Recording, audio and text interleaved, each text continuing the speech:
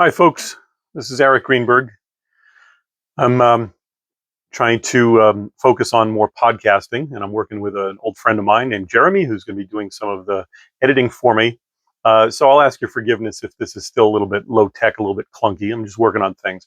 Anyway, what I'm recording today is the 7th of June, and about I don't know, maybe a week or so ago, 2 weeks ago, I think, I had submitted an op-ed to the LA Times regarding the San Diego Islamic Center shooting, and I thought this was an important work. Of course, the way the op-eds work, they don't necessarily even get back to you, and who knows if they'll publish something from a no one like me. They don't know that I'm somebody. They think I'm nobody. But anyway, I'm just being silly here. But what I'd like to do, just because I think that it's important for people to hear this, and I'm not going to wait to find the right magazine, the right periodical 6 months from now that's willing to publish this. So I just want to put this out on the internet.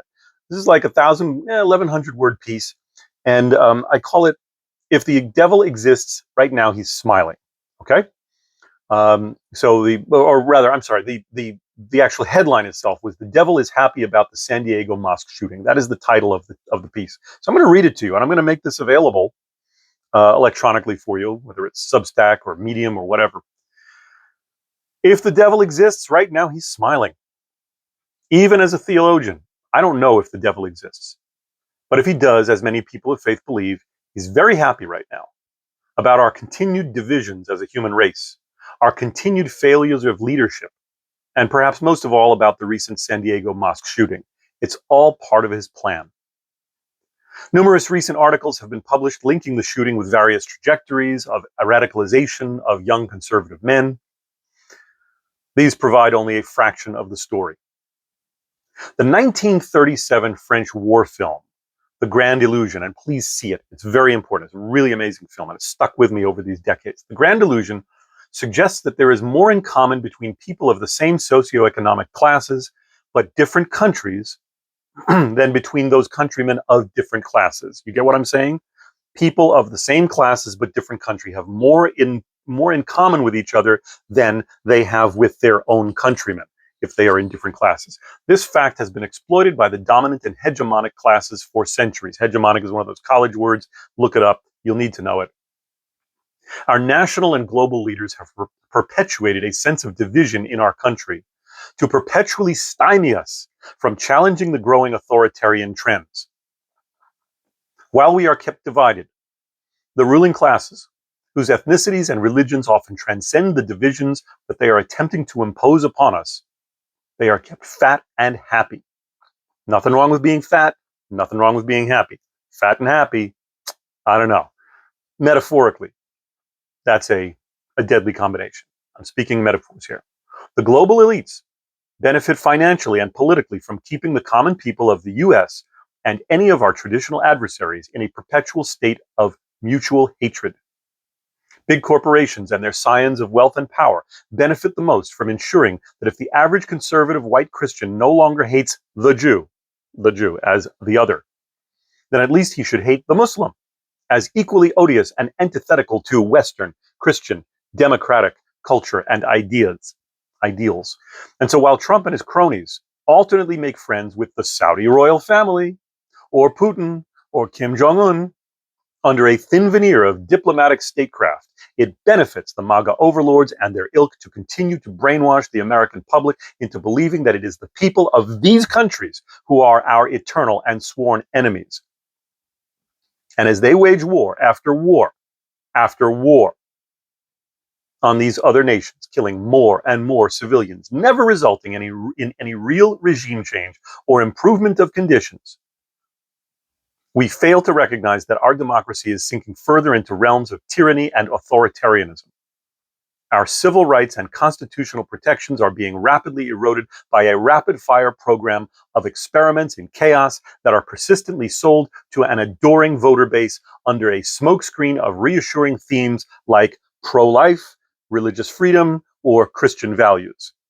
And only as of late do we see a growing portion of the erstwhile MAGA base, consisting largely of conservative and evangelical Christians who have been sold a bill of goods that Trump is the emissary of Christ himself And if you haven't seen this, look. Just look what's out there. All right? Educate yourselves. That is, this erstwhile MAGA base that I have just described is beginning to wake up to the fact that Trump resembles the man of lawlessness referred to in 2 Thessalonians more than he does Jesus Christ. With every careless AI-generated posting of himself as Jesus and every statue erected of Trump as the golden calf, we see one more conservative Christian pastor breaking with their MAGA co-religionists and condemning Trump for what he is, an agent of chaos and possibly an adjutant of Satan, if you believe in Satan. For centuries, the Christians of Europe were taught that the Jew, as a category, was their eternal enemy, corporately responsible for the death of Christ, a trope that continued to poison the well of American Christianity. But over the last several decades, conservative Christianity has begun to embrace Israel as the embodiment of Judaism and has exonerated the Jew for his putative deicide, that is, the idea that Jesus was killed by the Jews. Jews killed Jesus. And has crafted a new global vision that requires the success of the state of Israel as precursor to the second coming. Thus, the Jew, as natural enemy of Christ, has been replaced with a new narrative in which global Islam is the true enemy. The embodiment of satanic, diabolical worldviews persistently claiming that Islam is incompatible with Western and Christian values. And there are so many of my friends, so many of my hardcore right-wing conservative Christian friends who are claiming this. All right, talk to some Muslims, see what they actually say. All right, and this paradigm of Islam as our new enemy handily replaced the older paradigm of communism as our eternal common enemy. And many people in various forms of leadership have propagated this new narrative, emanating from Trump himself, enacting the so-called Muslim ban, labeling several Muslim majority nations as sources of hate, state-sponsored terrorism, while conveniently leaving the Saudis off this list. His own Stephen Miller has perennially stood behind anti-Muslim and anti-Palestinian rhetoric. Increasing numbers of MAGA legislators have been pushing anti-Muslim legislation, advocating for a Sharia-free America, exploiting an ignorant America's fundamental misunderstanding of Sharia as anything other than a Muslim version of what Christians might call biblical values. All right, educate yourselves about this, please. Americans are very susceptible to charismatic leadership. And the aforementioned influencers often inspire every red-blooded American to put slogans on their social media pages, proudly proclaiming themselves infidels, as if this were an act of patriotic resistance against Muslims who ostensibly consider every non-Muslim to be an infidel. All right, that's the rhetoric. That's the narrative. And grossly misleading and misinterpreted selections from the Quran are crafted into easily digestible and shareable memes that demonstrate the fundamental evils of Islam. So when two troubled teens steal easily obtainable firearms and carefully plan out a violent attack on a mosque, ending their lives in what they believed was an act of faith, can we possibly be surprised? Every time Pete Hegseth invokes his holy wars, divinely ordained as embodying his imagined global battle between Christianity and Islam, with Judaism as a handy political tool, to support gross misinterpretations of scripture whose origins are positively medieval and were already abandoned by the Catholic Church generations ago, he, that same Pete Hegseth, one of my favorite people in the entire world, is further propagating the new narrative we've seen emerging for the last several decades, painting the Muslim as the new common enemy. But make no mistake, if we continue to characterize our society's problems as being forged by Islam or any other ethnicity, religion, demographic, we are playing right into the hands of the multinational, multi-ethnic global elite that want us fighting each other. Make no mistake. All right? They've found a way to get along with each other irrespective of their religious and physical differences, just like the two aristocratic characters in the aforementioned The Grand Illusion, that movie I referenced earlier, who saw more in common with each other than they did with their own lower caste countrymen. I assure you, the common Christian and the common Muslim have far more in common with each other than they have differences, or than they have in common with their own leaders. Until we can source better leaders who don't persistently urge us toward war with other nations that hate our way of life, as we're always told, killing countless millions of penurious peasants. All right, that's penurious means people without money, if you don't feel like looking it up in your dictionary, who've been handed a rifle by their leadership and conversely told that we abhor their way of life. We will continue to serve these agents of chaos who love their enemy more than we do. Make no mistake, they love their enemy because they have something in common with their enemy, that they are wealthy, that they are of higher caste than the rest of us.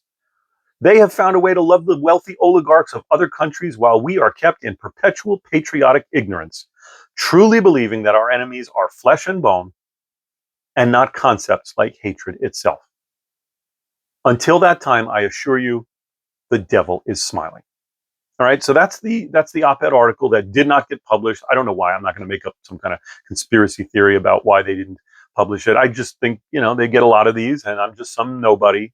Even though I told them I've got a PhD. Anyway, they want to probably want to have an op-ed from I don't know, what's her name, Snooki, the one from Jersey Shore, who published a book or something like that, or I don't know, maybe one of the Kardashians. They'd rather have an op-ed from them. Anyway.